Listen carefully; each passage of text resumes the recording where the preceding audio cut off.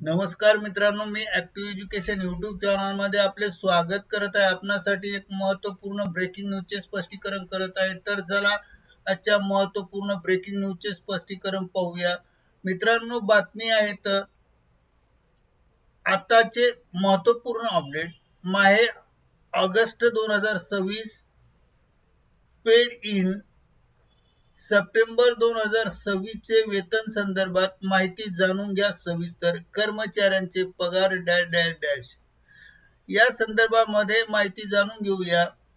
मित्रांनो, मी Ramprasad Doiphode active education YouTube channel मध्ये आपले मनपूर्वक हार्दिक स्वागत करतो।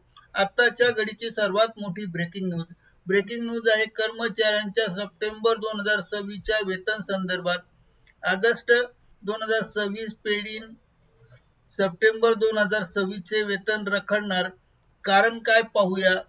व्हिडिओ सुरू करण्यापूर्वी आपण जर ऍक्टिव्ह एज्युकेशन यूट्यूब चॅनलवर नवीन असाल तर चॅनलला लाईक, शेअर आणि सबस्क्राईब करायला विसरू नका।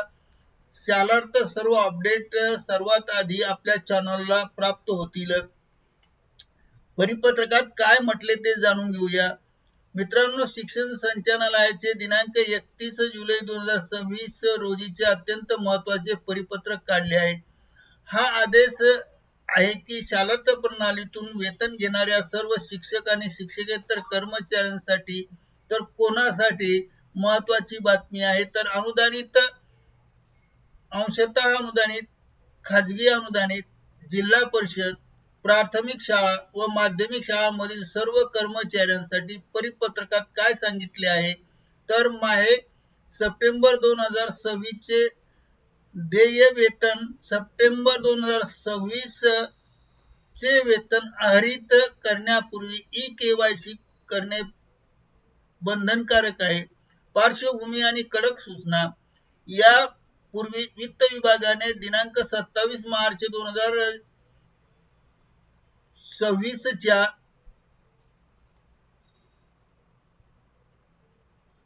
परिपत्रकानुसार सेवार्थ आणि शालार्थ प्रणालीत ई-केवायसी चे निर्देश दिले होते।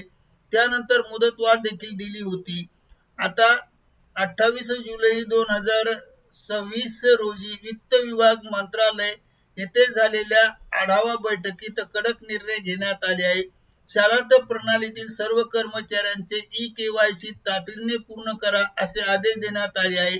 आणि सर्वात महत्त्वाचे म्हणजे यापुढे कोणतीही मुदत दिली जाणार नाही, त्यामुळे मुख्य इशारा आणि पगार रखडणार। परिपत्रकात स्पष्टपणे म्हटल्याप्रमाणे एकदम स्पष्ट सांगितले आहे की ज्या कर्मचाऱ्याचे ई-केवायसी पूर्ण होणार नाही त्यांचे ऑगस्ट 2026 चे वेतन आहरित करण्यात येणार नाही। म्हणजेच 2026 मध्ये तुमच्या खात्यात पगार जमा होणार नाही। सर्व संबंधित विभाग प्रमुखांना सूचना देण्यात आल्या आहेत की ई-केवायसी पूर्ण झाल्याशिवाय वेतन देयक सादर करू नयेत। कर्मचाऱ्यांनी काय करावं? मित्रांनो, तुम्ही काय करायचे आहे तर कोणताही विलंब न करता त्वरित आपली ई-केवायसी प्रक्रिया पूर्ण करा। 2 आपल्या शाळेच्या मुख्याध्यापकाशी किंवा कार्यालयाशी प्रमुखांनी संपर्क साधा।